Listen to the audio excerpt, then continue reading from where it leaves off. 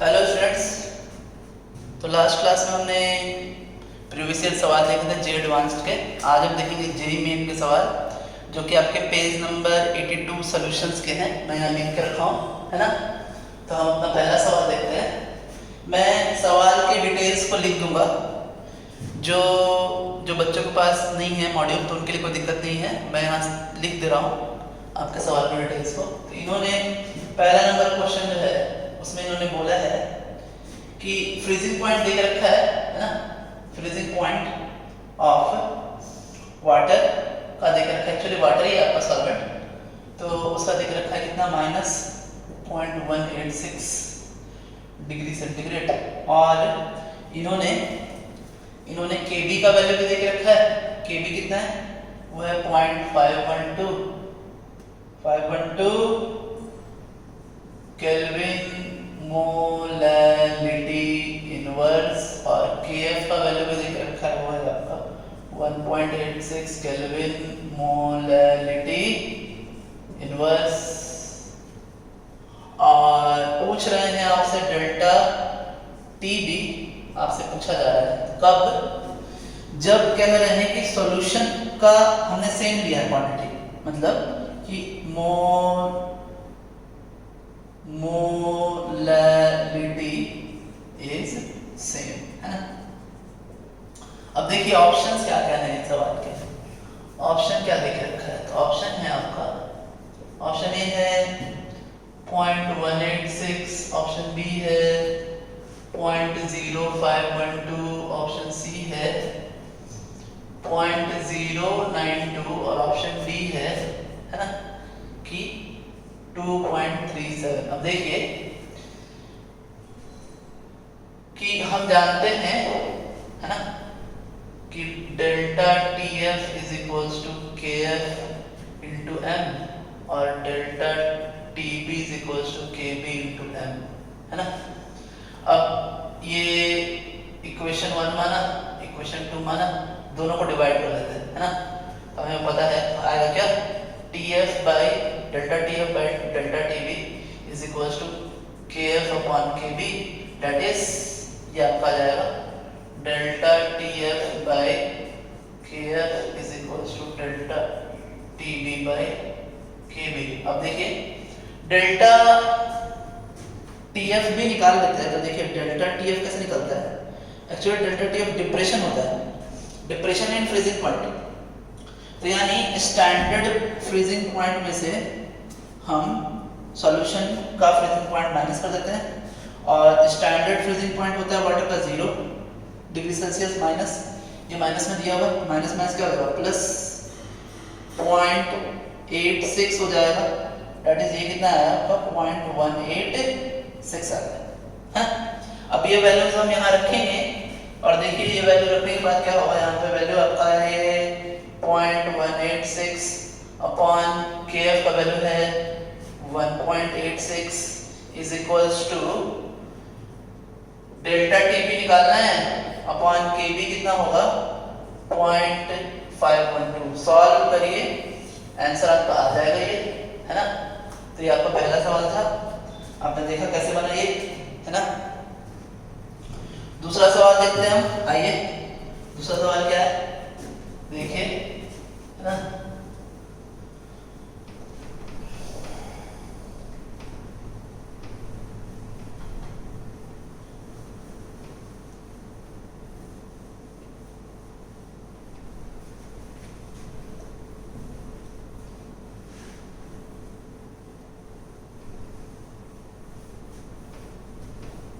देखो आगे देखते हैं। नेक्स्ट सेकंड नंबर कह रहा है कि मिक्सचर ऑफ ए बी, है ना। सो मिक्सचर ऑफ ए बी कह रहा है कब नेगेटिव डिविजन शो करेगा, व्हेन शोस नेगेटिव डिविएशन, है ना, कब शो करेगा। ऑप्शन कब, जब डेल्टा बी मिक्स क्या हो जाए, डेल्टा बी मिक्स क्या हो जाए, पॉजिटिव हो जाए, है ना। B A B interaction is weaker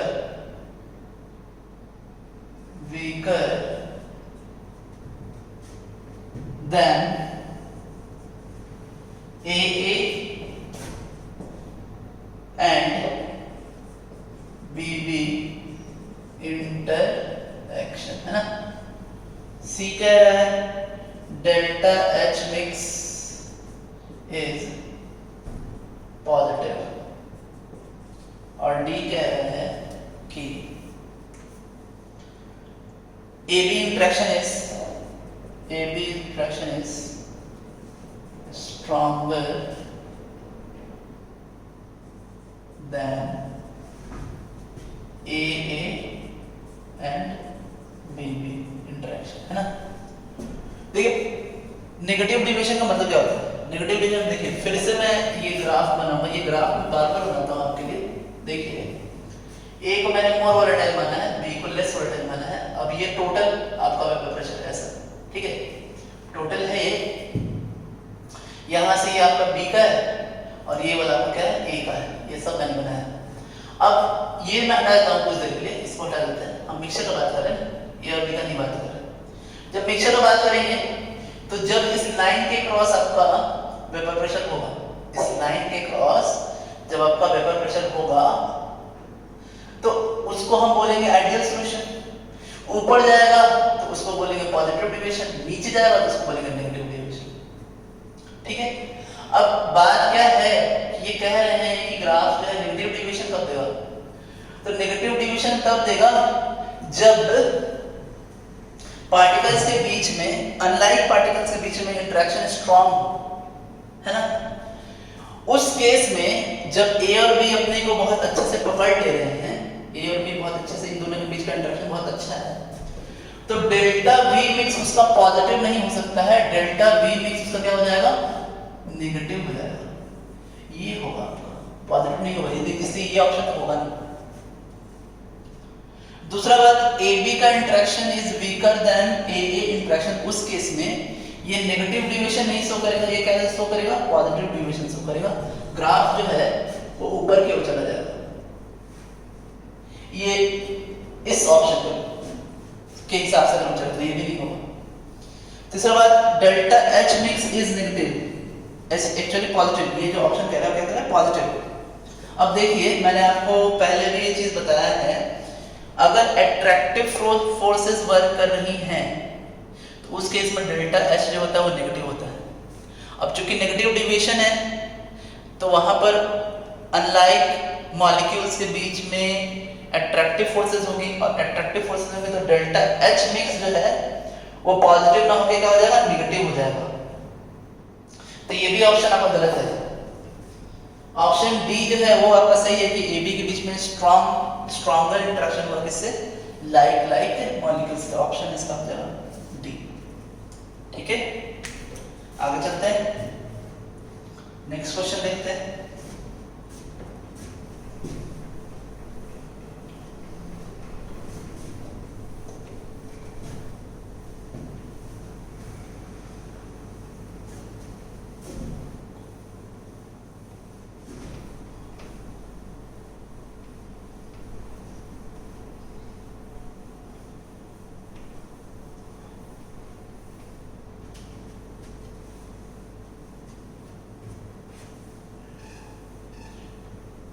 अब देखिए आगे नेक्स्ट क्या है, कह रहा है आइडियल सॉल्यूशन के लिए क्या होगा। नेक्स्ट थर्ड, आइडियल सॉल्यूशन के लिए क्या होगा, है ना। ऑप्शन ए है delta G mix is equal to 0। Option B है delta H mix is equal to 0। Option C है delta G mix is equal to 0 and delta S mix is equal to 0। और option B है delta S mix is equal, देखिए इसका derivation मैंने सब करवाया हुआ है आपको। डेल्टा G मिक्स का भी मैंने करवाया है, 0 नहीं होता वो। डेल्टा X मिक्स का भी मैंने करवाया है। हाँ, रिलेशन ये कह सकते हैं कि delta G mix is equal to minus delta S mix, ये मैंने बताया आपको। क्यों ऐसा होता है? ऐसा इसलिए होता है कि delta G is equal to delta H minus T del S, और ये जीरो हो जाता है ना। तो एक्चुअली यहाँ टी लिखना पड़ेगा, है ना, बराबर करने के लिए। तो ये टी, तो ये आपका क्या हो जाता है? जीरो हो जाता है। तो ये रिलेशन आता है आपका। तो वो तो जीरो होगा नहीं, ये वैल्यू ऑलवेज एक पॉजिटिव वैल्यू होता है पूरा। अगर इसको हम बोले तो ये पूरा एक पॉजिटिव वैल्यू होता है, क्योंकि रैंडमनेस क्या हो रही है? बढ़ रही है ना। रैंडमनेस जो हो रही है बढ़ रही है आपकी। सॉल्यूशन में पहले सिर्फ सॉल्वेंट था, पहले स्पीकर में सिर्फ सॉल्वेंट था, बाद में हमने क्या किया कि इसमें एक सॉल्यूट डाल दिया, और जब ये सॉल्यूट हम डालेंगे तो अब जब है रैंडमनेस इसकी बढ़ रही है ना। हमें पता नहीं चल पा रहा कि कहाँ पे सॉल्वेंट और प्लस सॉल्यूट, सिस्टम अनसर्टेन हो गया। तो ये तो होगा नहीं, ये होगा नहीं, ऑफ कोर्स ये भी होगा नहीं। डेल्टा एच मिक्स क्या होता है? जीरो होता है एट सॉल्यूशन की। मैंने लिखवाया भी आपको कि डेल्टा एच मिक्स क्या होता है? जीरो ही होता है। आगे देखते हैं। नेक्स्ट क्वेश्चन कह रहा है ना, सब डिराइवेशन मैं आपको करवा चुका हूं पहले, है ना। तो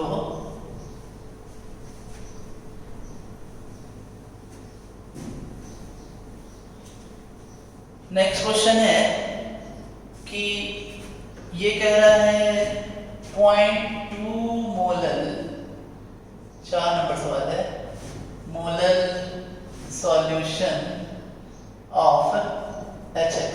सॉल्यूशन जो है वो वाटर का सॉल्यूशन है ना, वाटर का सॉल्वेंट आपका, ठीक है ना। अच्छा, अब कह रहा है इसका अल्फा दे के रखा है आपको, अल्फा है 0.3, है ना, अल्फा 0.3 है। Freezing point is, freezing point निकालने के कह रहा है कि F दिया है कितना? 1.85, है ना। तो फ्रीजिंग पॉइंट क्या होगा? फ्रीजिंग पॉइंट क्या होगा वो आपको बताना है। -0.26 और प्लस 48 डिग्री सेंटीग्रेड, DC है 0.48 डिग्री सेंटीग्रेड माइनस, और D है -0.36 डिग्री सेंटीग्रेड। देखिए अल्फा देके रखा है, यानी ये जो एसिड है वो डिसोसिएट हो रहा है। तो डायरेक्टली तो पहले I निकालते हैं हम। HX is equal to H plus X minus 1 minus alpha, alpha and alpha. I is equals to 1 minus alpha plus alpha, that is I is equals to 1 plus alpha, that is 1.3। अब हम जानते हैं कि delta TF is equals to I into KF into M। M का value देख रखा है, आप निकालो क्या, यहाँ से इसको ऐसे भी लिख सकते हैं हम क्या, कि TF standard minus TF is equals to I का वैल्यू 1.3 इंटू, यहाँ कर देता हूँ, इधर स्लाइड आपको दिखेगा नहीं, आगे देखिए, यहाँ देखिए। सो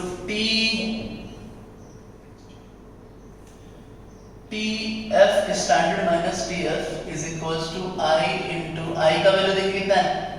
I का वैल्यू है 1.3 इंटू KF का वैल्यू देखिए कितना है? 1.85, है ना, 1.85 इंटू M का वैल्यू है 0.2, यहाँ से TF का वैल्यू आपका आ जाएगा कितना? -0.48। इसका वैल्यू कितना पुट करेंगे आप? 0 डिग्री सेंटीग्रेड। आ गया आपका आंसर, डिग्री सेंटीग्रेड में हो गया, ठीक है। आगे देखें क्वेश्चन नंबर 5। आप खुद से ही बना सकते हैं, इसमें कुछ है नहीं। अगर बॉइलिंग पॉइंट का वाटर कुकर कह रहा है कि pressure cooker reduces cooking time for food because boiling point of water जो है वो इंक्रीज हो जाता है। वहां पे हमने क्या किया है, एक सॉल्यूशन लिया है ना, तो उस सॉल्यूशन का बॉइलिंग पॉइंट इंक्रीज हो जाएगा ना, वाटर के साथ हमने कुछ मिक्स किया। उसको इजी आप देखेंगे क्वेश्चन नंबर 5 का तो बन जाएगा। एक ऐसे कंसेप्चुअल सवाल है, इसमें कुछ है नहीं। 5 नंबर सवाल। 6 नंबर सवाल मैं आपको पहले ही बनवा चुका हूँ, दो दो बार एक बना हूँ, पहले ये 6 नंबर और 7 नंबर भी बनवा चुका हूँ आपको, ये सवाल भी था पहले भी, है ना, लेवल 2 में भी था ये सवाल 7 नंबर। 8 नंबर देखिए, कह रहा है कौन सा पॉजिटिव डेविएशन दे सकता है, 8 नंबर, है ना, 8 नंबर सवाल कह रहा है कि कौन सा पॉजिटिव डेविएशन जो है ये दे सकता है ना, पॉजिटिव डेविएशन कौन सा दे सकता है। ऑप्शन है आपका पहला एसीटोन और क्लोरोफॉर्म, है ना, दूसरा है बेंजीन एंड मीथेनॉल, है ना, फिर आपका option C water plus HNO3 और ऑप्शन डी है वाटर प्लस HCl। अब समझते हैं, है ना, पॉजिटिव डेविएशन कहने का मतलब कि अनलाइक, मतलब सॉल्यूट और सॉल्वेंट पार्टिकल के बीच में इंटरेक्शन अच्छा ना हो, मतलब अब देखिए एसीटोन और क्लोरोफॉर्म, एसीटोन मतलब ये हुआ आपका, देखिए H3CCH3, ये H लेते हैं आप, है ना, यहाँ C डबल बॉन्ड ले रही है ना, अब यहाँ क्लोरोफॉर्म ले रहे हैं, क्लोरोफॉर्म मतलब ये रहा आपका क्लोरोफॉर्म। अब ये ना यहाँ हाइड्रोजन बॉन्डिंग है, क्यों है ऐसा, तो हाइड्रोजन बॉन्डिंग हम जानते हैं कि भाई हाइड्रोजन बॉन्डिंग से फ्लोरीन और नाइट्रोजन और ऑक्सीजन कर सकता है और कोई कर नहीं सकता, लेकिन यहाँ पे हाइड्रोजन बॉन्डिंग हो सकता है, क्यों, क्योंकि इस कार्बन पर तीन क्लोरीन अटैच है जो कि अपना मैक्सिमम एफर्ट लगा रहे हैं, और इससे क्या किया है कि मैक्सिमम इलेक्ट्रॉन कार्बन से इन्होंने खींच लिया, है ना, तो जब मैक्सिमम इलेक्ट्रॉन इन्होंने कार्बन से खींच लिया है तो अब ये इतना डेल प्लस बन गया है कि ये ऑक्सीजन इसे अपनी तरफ अट्रैक्ट कर रहा है, और इनके बीच अट्रैक्टिव फोर्सेस है, अट्रैक्टिव फोर्सेस है, तो यहाँ होगा आपका नेगेटिव डेविएशन। बेंजीन में वॉन डेर वाल्स फोर्सेस होता है ना, वॉन डेर वाल्स होता है ना, और मिथेनॉल में होता है क्या, मिथेनॉल में होता है हाइड्रोजन बॉन्डिंग।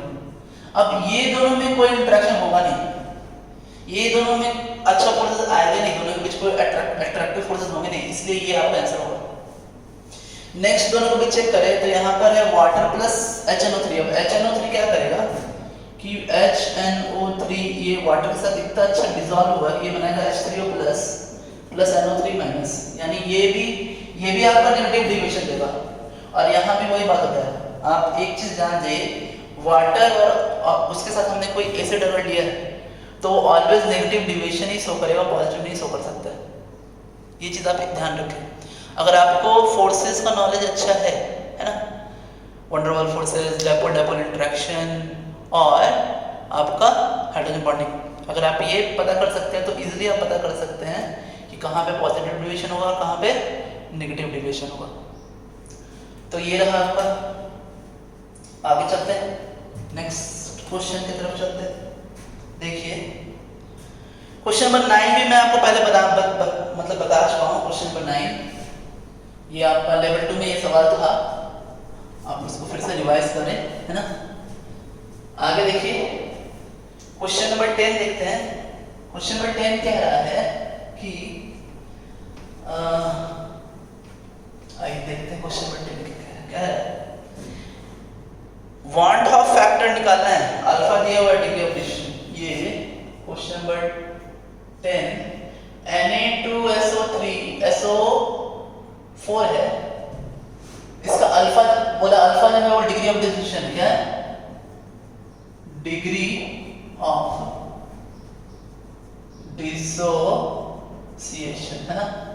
अच्छा अब देखो, अब कह रहा है आई बताइए, इसका अल्फा फैक्टर में आई बताइए। कुछ नहीं, हम लिखते हैं Na2SO4 क्या हो, Na2 Na plus SO4 2 minus. अब क्या होगा, डिग्री ऑफ डिफ्यूजन अल्फा देकर रखा है तो 1 माइनस अल्फा 2 अल्फा अल्फा, तो आई इक्वल टू कितना होगा 1 प्लस 2 अल्फा। अल्फा अल्फा तो कट जाएंगे, 2 अल्फा बचेगा, तो ये आया आपका आंसर। ये हुआ आपका डिग्री ऑफ डिफ्यूजन के टर्म में आई वांट ऑफ फैक्टर का वैल्यू, है। आगे देखिए, फिर कह रहा है यहाँ एक और क्वेश्चन है, कह रहा है ये, है ना, क्वेश्चन नंबर 11। देखिए क्या कह रहा है क्वेश्चन नंबर 11। आइए,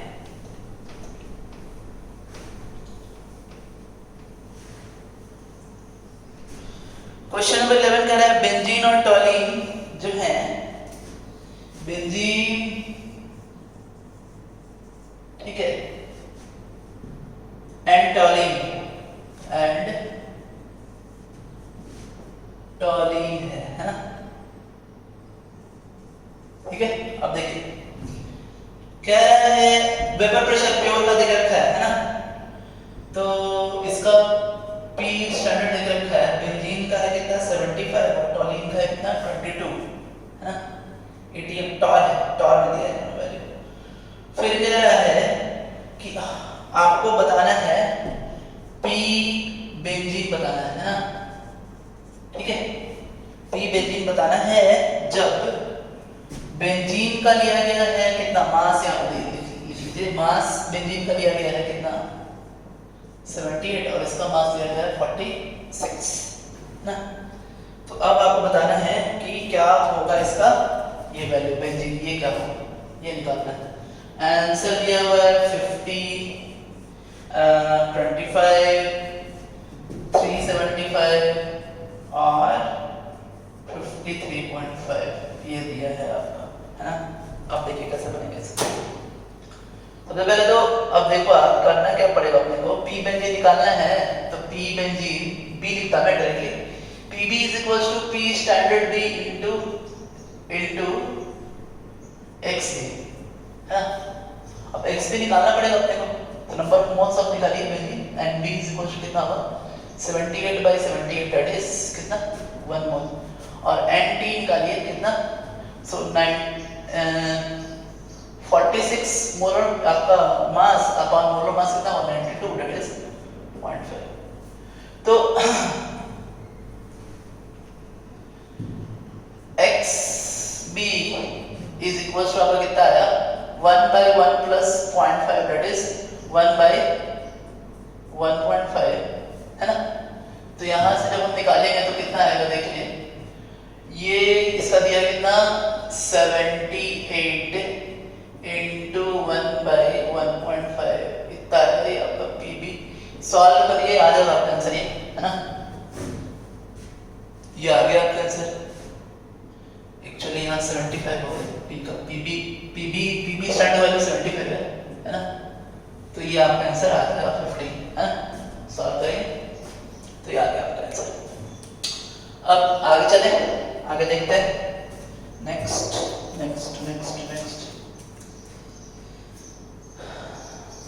सवाल कह रहा है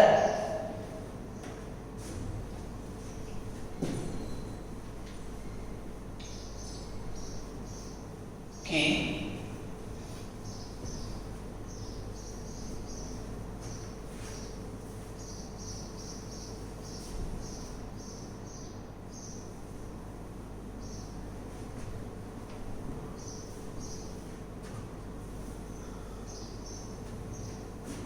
देखिए नेक्स्ट सवाल कह रहा है कि इक्विमोलर सॉल्यूशन लिया है, इक्विमोलर सॉल्यूशन लिया है ऑफ टू नॉन इलेक्ट्रोलाइट, है ना, इलेक्ट्रोलाइट in the same